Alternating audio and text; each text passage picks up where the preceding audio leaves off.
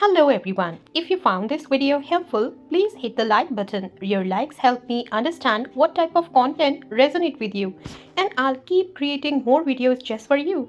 Thanks for watching and learning from my videos. As a matter of fact हम कब use करते हैं जब हम ये कहना चाहें सच्चाई तो ये है कि ऐसा है सच्चाई तो ये है as a matter of fact.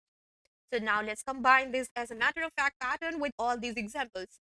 I didn't think I would like the food, but as a matter of fact, it was one of my best meals I have ever had. मैंने सोचा था कि मुझे खाना पसंद नहीं आएगा, लेकिन वास्तव में ये पिछले लंबे समय में मैंने जो खाना खाया ना, सबसे अच्छा भोजन था. मतलब ये जो मैंने खाया, ये मैंने अब तक में खाई हुई सारी डिशेस से सबसे अच्छा था. So I didn't think I would like the food, but as a matter of fact, it was one of the best meals I have ever had. मैंने अब तक में जितनी भी डिशेस खाई है, ये उनमें से सबसे अच्छा था. नेक्स्ट, वो कहता है कि वो थका नहीं है, लेकिन सच बताऊं या अगर वास्तव में मैं बताऊं, वो 12 घंटों से लगातार काम कर रहा है.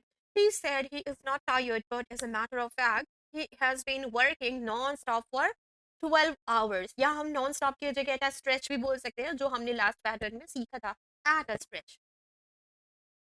मैंने सोचा था कि पुस्तक सिर्फ अपने शीर्षक के कारण बेस्ट सेलर है, लेकिन वास्तव में ये बढ़िया पढ़ने वाली बुक है. I thought the book was a best seller just because of its title, but as a matter of fact it's a great read. अब हमने इस सेंटेंस से क्या सीखा? It's a great read, it's a great read. हमने पहले भी पढ़ा हुआ है मस्ट वाले सेशन में. This is a must read book और it's a must read novel. Must read novel मतलब इसको तो पढ़ा ही जाना चाहिए, बहुत अच्छी है. अब हमने दूसरा वर्ड सीखा, great read. It's a great read.